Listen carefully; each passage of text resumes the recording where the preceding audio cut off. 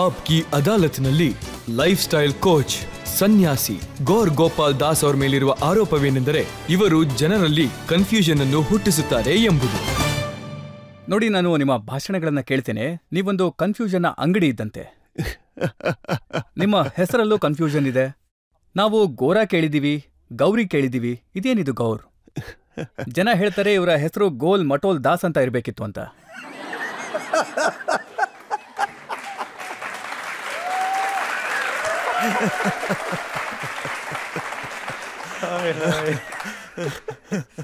ನನ್ನ ಹೆಸರಿನ ಕನ್ಫ್ಯೂಷನ್ ಅಲ್ಲ. ಜನರು ನನಗೆ ಎಷ್ಟೆಲ್ಲ ಹೆಸರು ಕೊಟ್ಟಿದ್ದಾರೆ ಅಂತಂದ್ರೆ, ಈಗ ಹೊಸದಾಗಿ ಬೇರೆ ಆಡ್ ಮಾಡಿದ್ದಾರೆ ಗೌರವ್ ಗೋಪಾಲ್ ದಾಸ್ ಅಂತ. ಅಲ್ಲ, ಅದು ಸರಿಯಾಗಿದೆ, ಗೌರವ್ ಗೋಪಾಲ್ ದಾಸ್ ಅಂತ. ಯಾರೊಬ್ರು ರೀಸೆಂಟ್ ಆಗಿ ಹೇಳಿದ್ರು ಇವ್ರನ್ನ ಗೂಗಲ್ ಗೋಪಾಲ್ ದಾಸ್ ಅಂತ ಕರಿಬೇಕು ಅಂತ. ಮೊನ್ನೆ ಹೊಸದಾಗಿ ಓದ್ದೆ ಚಿಲ್ ಸ್ವಾಮೀಜಿ ಅಂತ. ಚಿಲ್ ಸ್ವಾಮೀಜಿ. ಇನ್ನೊಬ್ರು ಯಾರೋ ಬರ್ದಿದ್ರು ಪನ್ ವಾಲೆ ಬಾಬಾ, ಪನ್ ಅಂತ ಹೇಳ್ತಿರ್ತಾರೆ ಅಂತ. ಸೊ ಈ ತರ ಎಷ್ಟೋ ವಿಧವಾದ ಹೆಸರುಗಳನ್ನ ಕೊಡ್ತಾನೇ ಇರ್ತಾರೆ ನಮ್ಗೆ. ಅಲ್ಲ, ನಾನು ಎಷ್ಟೋ ಸಲ ಕೇಳ್ಕೊತೀನಿ ಹೆಸರಲ್ಲಿ ಏನಿರುತ್ತೆ ಅಂತ. ಒಬ್ರು ಅಮೆರಿಕನ್ ಕಪಲ್ ಇದ್ರು, ಹಸ್ಬೆಂಡ್ ಅಮೆರಿಕನ್, ವೈಫ್ ಇಂಡಿಯನ್. ಹೀಗೆ ಹೆಂಡತಿ ಗಂಡನನ್ನ ಕೇಳ್ತಾಳೆ, ನಮ್ಗೆ 2 ಮಕ್ಕಳು ಹುಟ್ಟಿದ್ದಾರೆ, ಅದು ಟ್ವಿನ್ಸು, ಅವಳಿ ಜೋಳಿ ಮಕ್ಕಳು, 2 ಗಂಡು ಮಕ್ಕಳು, ಏನ್ ಹೆಸರಿಡೋದು?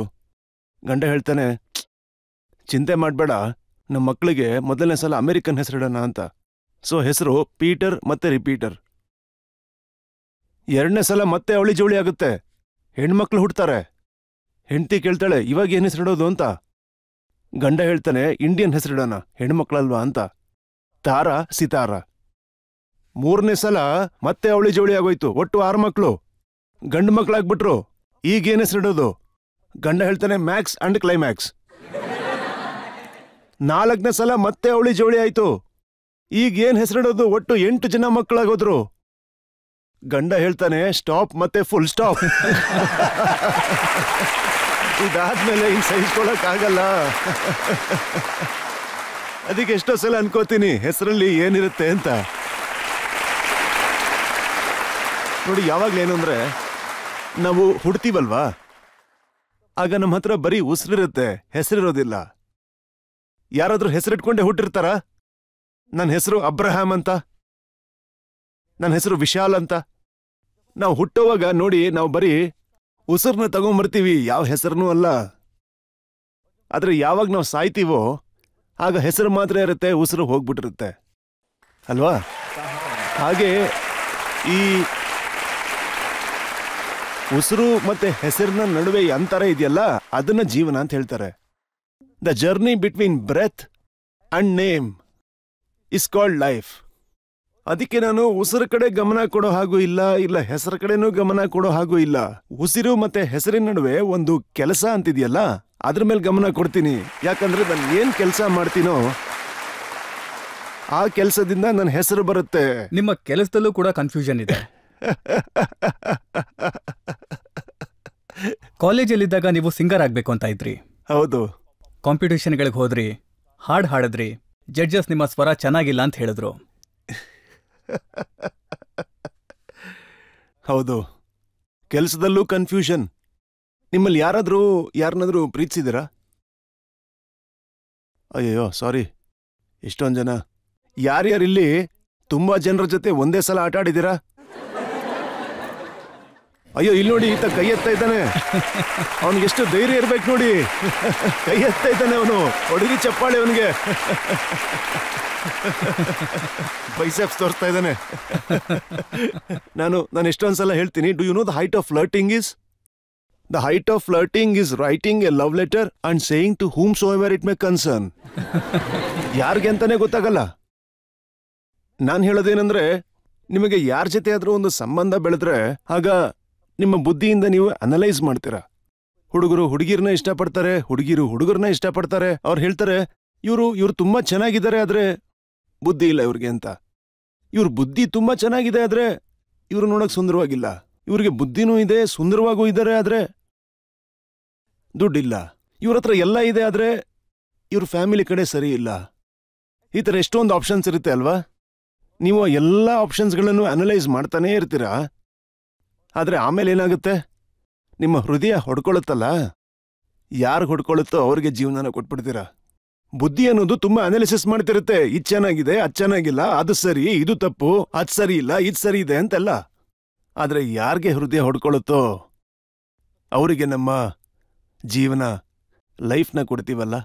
ನನ್ನ ಕರಿಯರ್ನಲ್ಲೂ ಹಾಗೆ ಮಾಡಿದ್ದು. ನನ್ನ ಕರಿಯರ್ ಹೇಗೆ ಅಂತಂದ್ರೆ ಒಂದು ಲವ್ ಮ್ಯಾರೇಜ್ ಆಗಿತ್ತು. ಈಗ ಎಲ್ಲರೂ ಯುವಕರು ಏನ್ ಮಾಡ್ತಾರೆ, ಆಪ್ಷನ್ಸ್ ಎಲ್ಲ ಹುಡುಕ್ತಾ ಇರ್ತಾರಲ್ಲ, ಇದ್ರಲ್ಲಿ ಇದ್ ಚೆನ್ನಾಗಿದೆ, ಅದ್ರಲ್ಲಿ ಅದ್ ಸರಿ ಇಲ್ಲ, ಅದ್ರಲ್ಲಿ ಅದ್ ಸರಿ ಇದೆ, ಇದ್ರಲ್ಲಿ ಇದ್ ಸರಿ ಇಲ್ಲ ಅಂತ. ಇದನ್ನ ನಾನು ಈಸಿಯಾಗಿ ಮಾಡ್ಬೋದು, ಇದನ್ನ ನಾನು ಮಾಡಕ್ಕಾಗತ್ತೆ, ಇದಾಗುತ್ತೆ, ಇದಾಗುತ್ತೆ, ಇದಾಗಲ್ಲ, ಇದಾಗುತ್ತೆ, ಇದಾಗಲ್ಲ.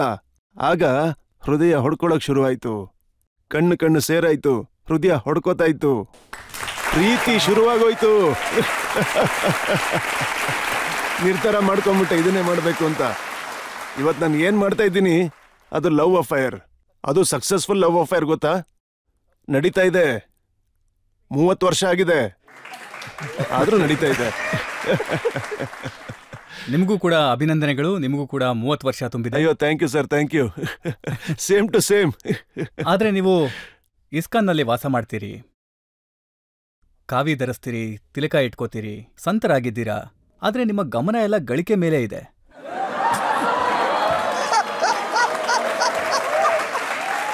Hi hi hi hi hi. Rajat ಅವ್ರು ಬಿಡಲ್ಲ ನಮ್ಮನ್ನ ಇವತ್ತು. ಎಷ್ಟೋ ವರ್ಷಗಳ ಹಿಂದೆ, ಆಗ ನನ್ನ ವಿಡಿಯೋ, ಒಂದು ಮೊದಲನೇ ವಿಡಿಯೋ ತುಂಬ ವೈರಲ್ ಆಗಿತ್ತು. ಅದೇನಂದ್ರೆ, ನಾನು ಒಂದು ಶೋನಲ್ಲಿ ಯುವಕರ ಬಗ್ಗೆ ಒಂದು ಮಾತು ಹೇಳಿದ್ದೆ. ನಾನು ಆ ಮಾತು ಹೇಳಿದಾಗ ಯಾರೊಬ್ರು ಆ ಒಂದು ವಿಚಾರನ ಔಟ್ ಆಫ್ ಕಾಂಟೆಕ್ಸ್ಟ್ ಮಾಡಿ ವೈರಲ್ ಮಾಡಿಬಿಟ್ರು. ಆದರೆ ಅವರಿಂದನೇ ನಮ್ಮ ಯಾತ್ರೆ ಶುರುವಾಗಿದ್ದು. ಇವತ್ತು ನಿಮ್ಮ ಮುಂದೆ ಇದ್ದೀನಿ ನಾನು. ಆ ವಿಡಿಯೋ ಬಂದಿಲ್ಲ ಅಂದಿದ್ರೆ ಇವತ್ತು ನಾನು ಇಲ್ಲಿಗೆ ಬರ್ತಾ ಇರಲಿಲ್ಲ. ಆ ವಿಡಿಯೋಲಿ ಏನು ಹೇಳಿದೆ ಅಂದರೆ, ಯಾರಾದರೂ ಟೀಚರ್, ಸ್ಕೂಲ್ ಟೀಚರ್ ಜೀವನ ಪೂರ್ತಿ ದುಡಿದ್ರು ಅಂತಂದ್ರೆ ಎಷ್ಟು ದುಡ್ಡನ್ನ ಅವರು ಉಳಿಸ್ಬೋದು ಹೇಳಿ? ಒಂದು 10 ಲಕ್ಷ, 5 ಲಕ್ಷ ಉಳಿಸ್ಬೋದಾ? ಒಬ್ಬ ಆವರೇಜ್ ಇಂಜಿನಿಯರ್ ಜೀವನ ಪೂರ್ತಿ ಕೆಲಸ ಮಾಡಿದ್ರೆ ಜೀವನ ಪೂರ್ತಿ ಅವರು ಎಷ್ಟು ಉಳಿಸ್ಬೋದು ಅಂತ ಹೇಳಿ? ಒಂದು 20-25 ಲಕ್ಷ ಅಲ್ವಾ?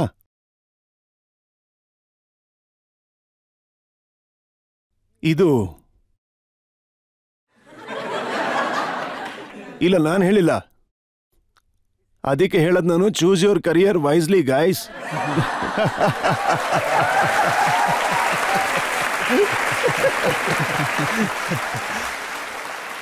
ಒಂದು ಸಲ ಒಬ್ಬ ಹುಡುಗ ಬಂದು, 25 ವರ್ಷದ ಹುಡುಗ ಅನ್ಸುತ್ತೆ, 80 ವರ್ಷದ ಮಹಿಳೆನ ಮದುವೆ ಆಗ್ತಾನೆ. 25 got married to 80 years old. ಆಗ ಅವನ ಫ್ರೆಂಡ್ ಕೇಳ್ತಾನೆ, ಲೋ ನಿಂಗೆ 25 ವರ್ಷ, ಅವ್ರಿಗೆ 80 ವರ್ಷ, ತುಂಬಾ ಶ್ರೀಮಂತರಾಗಿದ್ರು, ಅವರಲ್ಲಿ ಏನ್ ನೋಡ್ದ ನೀನು ಅಂತ ಕೇಳ್ದ. ಅದಕ್ಕೆ ಅವನು ಹೇಳ್ತಾನೆ, ಮೊದಲಿಗೆ ಅವರ ಇನ್ಕಮ್, ಎರಡನೇದು ಅವ್ರಿಗೆ ದಿನ ಕಮ್ಮಿ, ಅದನ್ನ ನೋಡಿ ಮದುವೆ ಮಾಡ್ಕೊಂಡೆ ಅಂತ ಹೇಳ್ತಾನೆ. ನೋಡಿ, ಬಾಬಾ ಬಾಗೇಶ್ವರ್ ನಿಮಗಿಂತ ಮೇಲು. ಕಾವಿ ಬಟ್ಟೆನೂ ಹಾಕೊಂಡಿಲ್ಲ, ಮತ್ತೆ ಚೀಟಿ ತೆಗೆದು ಕೋಟಿಗಟ್ಟಲೆ ಜನರು ಫಾಲೋ ಮಾಡೋ ಹಾಗೆ ಮಾಡಿದ್ದಾರೆ. ಹೌದು, ನೀವು ರೀಲ್ಸ್ ಮಾಡ್ಕೊಂಡೇ ಇದ್ಬಿಟ್ರಿ. ಹೌದು.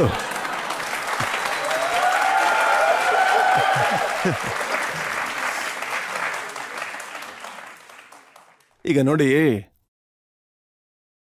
ನಿಮ್ಮಲ್ಲಿ ಎಷ್ಟು ಜನಕ್ಕೆ ಮಾವಿನ ಹಣ್ಣು ಇಷ್ಟ? Okay, perfect. ನಿಮ್ಮಲ್ಲಿ ಎಷ್ಟು ಜನಕ್ಕೆ ಆಪಲ್ ಇಷ್ಟ? ಪರ್ಫೆಕ್ಟ್. ನಿಮ್ಮಲ್ಲಿ ಎಷ್ಟು ಜನಕ್ಕೆ ಸೀಬೆ ಹಣ್ಣು ಅಂದ್ರೆ ಇಷ್ಟ? ಪರ್ಫೆಕ್ಟ್. ಈಗ ಪ್ರಶ್ನೆನ ಉಲ್ಟಾ ಮಾಡ್ತೀನಿ. ನಿಮ್ಮಲ್ಲಿ ಎಷ್ಟು ಜನಕ್ಕೆ ಮಾವಿನ ಹಣ್ಣು ಇಷ್ಟ ಇಲ್ಲ? ಓಕೆ, ಇದಾರೆ, ಅದೃಷ್ಟವಂತರು. ನಿಮ್ಮಲ್ಲಿ ಎಷ್ಟು ಜನಕ್ಕೆ ಆಪಲ್ ಇಷ್ಟ ಇಲ್ಲ? ಪರ್ಫೆಕ್ಟ್. ನಿಮ್ಮಲ್ಲಿ ಎಷ್ಟು ಜನಕ್ಕೆ ಸೀಬೆ ಹಣ್ಣು ಇಷ್ಟ ಇಲ್ಲ? ನೋಡಿ, ನಮ್ಮೆಲ್ಲರಲ್ಲೂ ಲೈಕ್ಸ್ ಮತ್ತೆ ಡಿಸ್ಲೈಕ್ಸು ಬೇರೆ ಬೇರೆ ಇರುತ್ತೆ ಅಲ್ವಾ? ಕೆಲವ್ರಿಗೆ ಆಪಲ್ ಇಷ್ಟ ಆಗುತ್ತೆ, ಕೆಲವ್ರಿಗೆ ಮಾವಿನ ಹಣ್ಣು ಇಷ್ಟ ಆಗುತ್ತೆ, ಕೆಲವ್ರಿಗೆ ಸೀಬೆ ಹಣ್ಣು ಇಷ್ಟ ಆಗುತ್ತೆ, ಕೆಲವ್ರಿಗೆ ದಾಳಿಂಬೆ ಹಣ್ಣು ಇಷ್ಟ ಆಗುತ್ತೆ. ಇಲ್ಲಿ ಒಳ್ಳೆ ವಿಚಾರ ಏನು ಅಂತಂದ್ರೆ, ಸೃಷ್ಟಿ ಅನ್ನೋದು ಪ್ರತಿಯೊಬ್ಬರಿಗೂ ಒಂದು ಹಣ್ಣನ್ನ ಕೊಟ್ಟಿದೆ. ಆ ಹಣ್ಣನ್ನ ಆತ ತಿಂದು ಆಸ್ವಾದಿಸ್ತಾನೆ, ಅದ್ರ ಜೊತೆಗೆ ನರಿಶ್ಮೆಂಟ್, ಶಕ್ತಿ ಸಿಗುತ್ತೆ, ಶಕ್ತಿ ಪಡ್ಕೋತಾನೆ. ಅದೇ ರೀತಿ ಸಮಾಜದಲ್ಲಿ ಬೇರೆ ಬೇರೆ ರೀತಿಯ ಹಣ್ಣುಗಳು ಏನಿದೆ, ಪ್ರತಿಯೊಂದು ಹಣ್ಣಿಗೂ ಒಂದೊಂದು ಗುಣ ಅಂತಿರುತ್ತೆ. ಕೆಲವರು ರೀಲ್ ಮಾಡ್ತಾರೆ, ಕೆಲವರು ಹೋರಾಟ ಮಾಡ್ತಾರೆ, ಕೆಲವರು ಭಾಷಣ ಮಾಡ್ತಾರೆ, ಕೆಲವರು ಹಾಡು ಹಾಡ್ತಾರೆ, ಕೆಲವರು ಮುಖದಮೆ ನಡೆಸ್ತಾರೆ ಅಲ್ವಾ? ಕೆಲವರು ಮುಖದಮೆ ನಡೆಸ್ತಾರೆ. ನೋಡಿ, ಸಾಧುಗಳು ಮತ್ತೆ ಸನ್ಯಾಸಿಗಳು ಇವರೆಲ್ಲ ಹೇಳ್ತಾರೆ, ಮಾಯೆ, ಮೋಸ ಇವನ್ನೆಲ್ಲ ತ್ಯಜಿಸ್ಬೇಕು ಅಂತ. ಖಂಡಿತ. ಹಾಗಿದ್ರೆ ನೀವು ಬಾಂಬೆ ಸ್ಟಾಕ್ ಎಕ್ಸ್ಚೇಂಜಿಗೆ ಏನ್ ಕಲಿಯಕ್ ಹೋಗಿದ್ರಿ? ಅಯ್ಯೋ, ಇವರು ವಿಚಾರಣೆಯನ್ನ ತುಂಬಾ ಚೆನ್ನಾಗಿ ಮಾಡ್ತಾ ಇದ್ದಾರೆ ಇಲ್ಲಿ. ರಜತ್ ಅವರ ರಿಸರ್ಚ್ಗೆ ಜೋರಾದ ಚಪ್ಪಾಳೆ ಬರಲಿ. ಪೂರ್ತಿ 100% ರಿಸರ್ಚ್ ಮಾಡಿರ್ತಾರೆ ಇವರು. ಬಾಂಬೆ ಸ್ಟಾಕ್ ಎಕ್ಸ್ಚೇಂಜ್ಗೆ ನಾನು ಏನ್ ಮಾಡಕ್ ಹೋಗಿದ್ದೆ? ಆಪ್ಕಿ ಅದಾಲತಲ್ಲಿ ಏನ್ ಮಾಡಕ್ ಬಂದಿದ್ನೋ ಅದನ್ನೇ ಮಾಡಕ್ ಹೋಗಿದ್ದೆ ಅಲ್ವಾ? ಆಪ್ಕಿ ಅದಾಲತಲ್ಲಿ ಏನ್ ಮಾಡಕ್ ಬಂದಿದ್ನೋ ಅದನ್ನೇ ಮಾಡಕ್ ಹೋಗಿದ್ದೆ. ನಾನು ಎಲ್ಲಿಗೆ ಹೋಗ್ತೀನೋ ಅಲ್ಲಿ ಮಾತಾಡೋದಕ್ಕೆ ಅಂತ ಒಂದು ಅವಕಾಶ ಇರುತ್ತೆ. ಕಾಲೇಜಿಗೆ ಹೋದಾಗ ಬುದ್ಧಿ ಹೇಳ್ತೀನಿ, ಬಾಂಬೆ ಸ್ಟಾಕ್ ಎಕ್ಸ್ಚೇಂಜ್ಗೆ ಹೋದಾಗ ಅಲ್ಲಿ ಮನಿ ಮತ್ತೆ ಯೂಸಸ್ ಆಫ್ ಮನಿ ಬಗ್ಗೆ ಹೇಳ್ತೀನಿ. ಯುನೈಟೆಡ್ ನೇಷನ್ಸ್ಗೆ ಕರೆದಿದ್ರು, ಅಲ್ಲಿ ಕ್ಲೈಮೇಟ್ ಚೇಂಜ್ ಮತ್ತೆ ಯೋಗ ಬಗ್ಗೆ ಮಾತಾಡೋದಕ್ಕೆ ಕರೆಸಿದ್ರು. ಎಲ್ಲಿಗೆ ಹೋಗ್ತೀನೋ ಆ ದೇಶದ ಹಾಗೆ ಅದರ ವೇಷ ಅಂದ್ರೆ ಮಾತಿನಲ್ಲಿ ಹಾಕೋಬೇಕಾಗತ್ತೆ. ಅದಕ್ಕೆ ಬಾಂಬೆ ಸ್ಟಾಕ್ ಎಕ್ಸ್ಚೇಂಜ್ಗೆ ಹೋಗಿದ್ದು. ನೋಡಿ, ಈಗ ನಿಮ್ಮನ್ನ ನೋಡಿದಂತ ಕೆಲವರು IIT ಇಂದ ಪಾಸ್ ಆಗಿದ್ದಾರೆ, IIM ಇಂದ ಪಾಸ್ ಆಗಿದ್ದಾರೆ, ಕೆಲವರಿಗೆ ಮೈಕ್ರೋಸಾಫ್ಟ್ ಅಲ್ಲಿ ಕೆಲಸ ಸಿಕ್ಕಿದೆ. ಅವರು ಕೂಡ ಅನ್ಕೋತಾ ಇದ್ದಾರೆ ಸಂತರಾಗ್ಬಿಡೋಣ ಅಂತ. ಸನ್ಯಾಸಿ ಆದ್ರೆ ಸಾಕಷ್ಟು ಗಳಿಸಬಹುದು. ನೋಡಿ, ಇಲ್ಲಿ ಏನು ಅಂದ್ರೆ ಸಾಧು ಅಥವಾ ಸನ್ಯಾಸಿ ಆಗೋದು ದುಡ್ಡು ಮಾಡೋದಕ್ಕೆ ಅಂತ ಅಲ್ವೇ ಅಲ್ಲ. ಇಲ್ಲಿ ಎಷ್ಟು ಜನ ಸ್ಯಾಫ್ರಾನ್ ಕೇಸರಿ ನೋಡಿದಿರಾ ಅಲ್ವಾ? ನಾವೆಲ್ಲ ತಿಂದಿರ್ತೀವಿ. ಪಾಯಸದಲ್ಲಿ ಕೇಸರಿ ಇರುತ್ತೆ, ರಸಮಲೈನಲ್ಲಿರುತ್ತೆ. ನೀವು ಕೇಸರಿ ಮೇಲೆ ಪ್ರಯೋಗ ಮಾಡಿದ್ರೆ ನಿಮ್ಮಲ್ಲಿ ಯಾರಾದ್ರೂ ಕುಕ್ಕಿಂಗ್ ಮಾಡ್ತೀರಾ? ಅಡಿಗೆ ಮಾಡ್ತೀರಾ? ನೋಡಿ, ಕೇಸರಿ ಯೂಸ್ ಮಾಡ್ಬೇಕಾದ್ರೆ ಕೇಸರಿಲಿ ಸ್ವಲ್ಪ ಮಾಯಿಶ್ಚರ್ ಆಗುತ್ತೆ. ಅದಕ್ಕೆ ಅದನ್ನ ಮೊದಲು ತವಾ ಮೇಲೆ ಹಾಕಿ ಫ್ರೈ ಮಾಡ್ತಾರೆ, ಅದರ ಮಾಯಿಶ್ಚರ್ ಹೋಗ್ಲಿ ಅಂತ. ಅದನ್ನ ತವಾ ಮೇಲೆ ಬಿಸಿ ಮಾಡಿದ ನಂತರ ಸ್ವಲ್ಪ ಹಾಲ್ನ ಹಾಕೊಂಡು ಆ ಕೇಸರಿನ ತೇದ್ತಾ ಹೋಗ್ತಾರೆ. ಚೆನ್ನಾಗಿ ತೇದ್ತಾರೆ.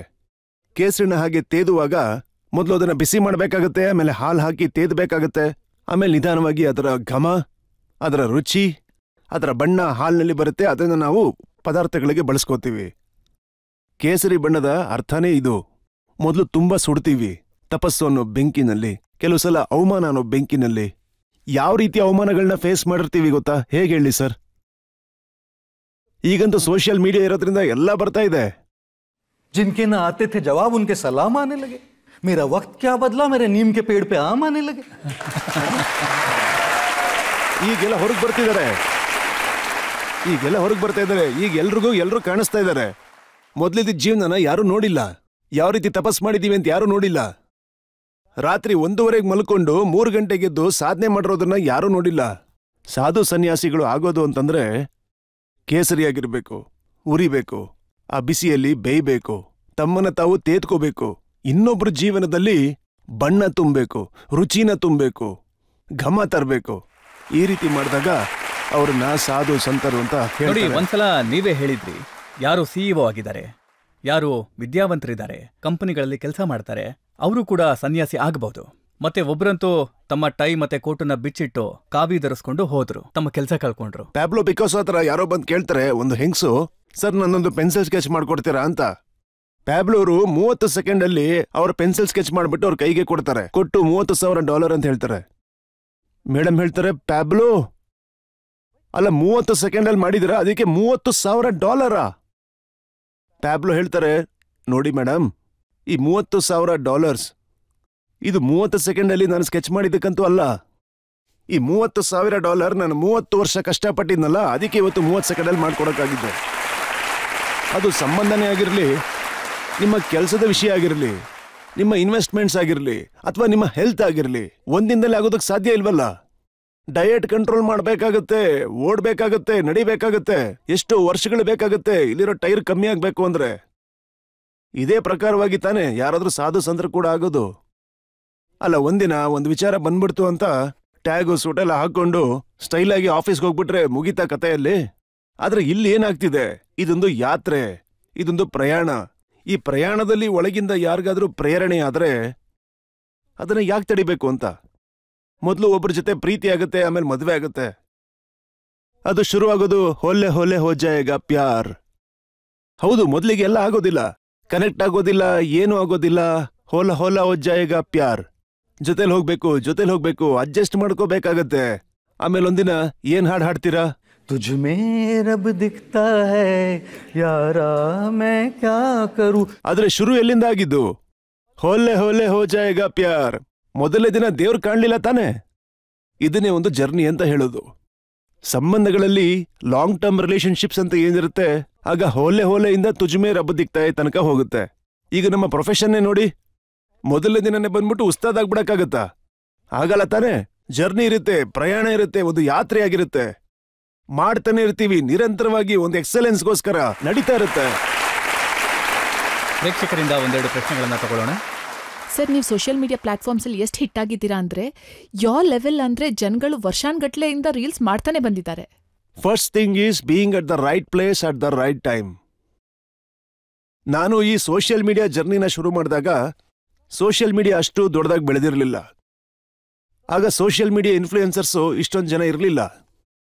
ಆಗ ಸೋಷಿಯಲ್ ಮೀಡಿಯಾ ಗ್ರೋತ್ ಆಗುವಂಥದ್ದು ಕಷ್ಟ ಇತ್ತು. ಇವತ್ತಿಗೆ ಕಂಪೇರ್ ಮಾಡಿದ್ರೆ ಅದು ಕಷ್ಟನೇ. ನೋಡಿ, ನಾವೇನೋ ದೊಡ್ಡ ಗುರಿನ ಮುಟ್ಬಿಟ್ಟಿದ್ದೀವಿ ಅಂತ ಹೇಳ್ಕೊಳ್ಳೋದು ತುಂಬ ತಪ್ಪಾಗುತ್ತೆ. We were at the right place at the right time and it helped us ಅಲ್ವಾ. ಎರಡನೇ ವಿಷಯ, ಕನ್ಸಿಸ್ಟೆನ್ಸಿ. ಕನ್ಸಿಸ್ಟೆಂಟ್ ಆಗಿ ನಿಮ್ಮ ಪ್ಯಾಷನ್ ಏನಿದೆ ಅದನ್ನ ನೀವು ಮಾಡ್ತಾ ಇರಬೇಕು. ಕನ್ಸಿಸ್ಟೆಂಟ್ಲಿ ನೀವು ನೋಡಿರ್ತೀರಾ, ನಾನು ಸೋಷಿಯಲ್ ಮೀಡಿಯಾದಲ್ಲಿ ನನ್ನ ಕಂಟೆಂಟ್ನ ಹಾಕಿರ್ತೀನಿ, ರೆಗ್ಯುಲರ್ ಆಗಿ ಹಾಕ್ತಾನೆ ಇರ್ತೀನಿ.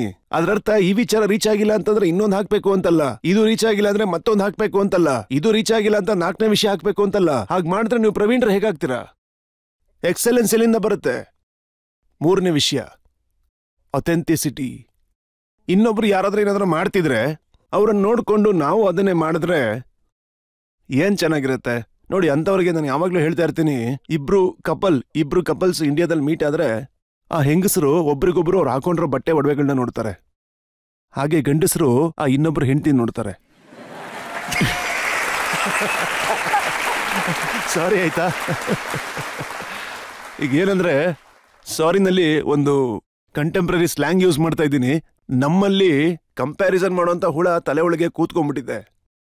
ಇನ್ನೊಬ್ಬರನ್ನ ನೋಡ್ಕೊಂಡು ಅವ್ರ ಹಾಗೆ ಜೀವನ ಮಾಡಬೇಕು ಅಂತ ಅನ್ಕೊಳ್ಳೋದು ಅಥೆಂಟಿಸಿಟಿ ಅಂತ ಹೇಗೆ ಹೇಳಕ್ಕಾಗತ್ತೆ? ನಾನು ಒರಿಜಿನಲ್ಲು, ಯಾವುದೋ ಜೆರಾಕ್ಸ್ ಕಾಪಿ, ಫೋಟೋ ಕಾಪಿ ಅಲ್ಲ. ದೇವ್ರನ್ನ ಇಲ್ಲಿ ಕಳಿಸಿರೋದು ಒರಿಜಿನಲ್ ಆಗಿರೋದಕ್ಕೆ. ಇನ್ನೊಬ್ಬರ ತರ ಇರಬೇಕು ಅನ್ಕೊಂಡಿದ್ರೆ ನಾನು ಬರ್ಬೇಕಾದ್ರೇನೆ ದೇವ್ರ ಹತ್ರ ಕೇಳ್ಕೊಂಬರ್ತಾ ಇದ್ದೆ ಅವ್ರ ತರ ಇರಬೇಕು ಅಂತ. ಈಗ ಫಿಂಗರ್ ಪ್ರಿಂಟ್ ಇದೆಯಲ್ಲ, ಎಲ್ರದ್ದು ಯೂನಿಕ್ ಆಗಿರುತ್ತೆ ತಾನೆ. ಯಾವ ವ್ಯಕ್ತಿಯ ಫಿಂಗರ್ ಪ್ರಿಂಟ್ ಇನ್ನೊಬ್ಬ ವ್ಯಕ್ತಿಗೆ ಮ್ಯಾಚ್ ಆಗೋದಿಲ್ಲ. ನಿಮ್ ಫಿಂಗರ್ ಪ್ರಿಂಟ್ ಯೂನಿಕ್ ಆಗಿದೆ ಅಂತಂದ್ರೆ ನೀವು ಕೂಡ ನಿಮ್ಮ ಇಂಪ್ರಿಂಟ್ ನ ಯೂನಿಕ್ ಆಗಿ ಇಟ್ಕೊಳ್ಳಿ. ಯಾಕೆ ಇನ್ನೊಬ್ಬರ ತರ ಇರಬೇಕು ಅಂತ ಪ್ರಿಂಟ್ ಬಯಸ್ತೀರಾ? ಅದರಿಂದಾನೇ ಕಂಪ್ಯಾರಿಸನ್. ನಿಮ್ಮ ಜರ್ನಿಯಲ್ಲಿ ಇನ್ನೊಬ್ಬರನ್ನ ಇಟ್ಕೊಂಡು ಕಂಪೇರ್ ಮಾಡ್ಕೊಳ್ಳೋಂಥದ್ದು ಇದು ತುಂಬಾ ತಪ್ಪಾಗುತ್ತೆ. ಅಥೆಂಟಿಸಿಟಿ ಆಗಿರ್ಬೇಕು.